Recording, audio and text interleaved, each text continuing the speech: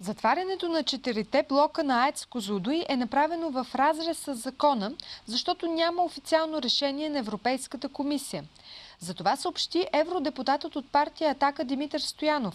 През месец февруари той отправи запитване към Европейската комисия за затварянето на реакторите на АЕЦ.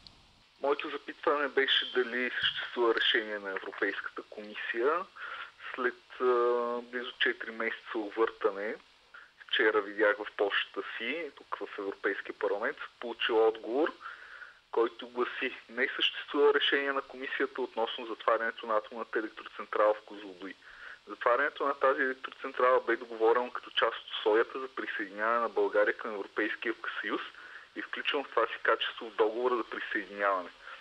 Комисията в изпълнение на своята роля на пазител на договорите ще упражнява контрол за правилното изпълнение на съответните разпоредби. Ние от „Атака“ смятаме да проверим всички възможности, които следват от този отговор, да проверим кой е преговарял и как е преговарял по този начин, по който е съставен договора, подписан и ратифициран от България, да проверим въпроса за отговорността на комисаря Ферхойген, който лъжеше, че има решение на комисията за затварянето на ядрена електроцентрала и съответно натърсим отговорността. Ще занимавам абсолютно всички институции, които е възможно в Европейския съюз с този въпрос.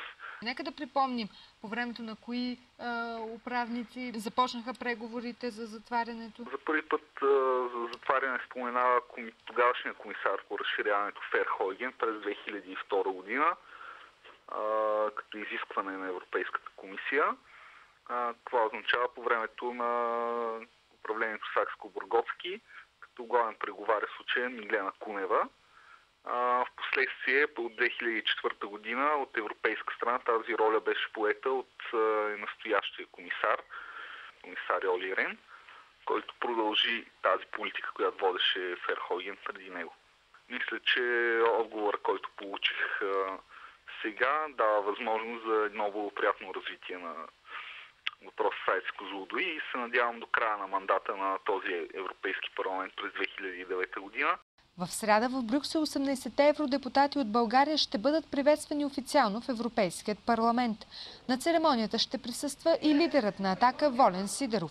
Тогава двамата с Димитър Стоянов ще обсъдят по-конкретно бъдещите действия на националистите за отваряне на блоковете на АЕЦ.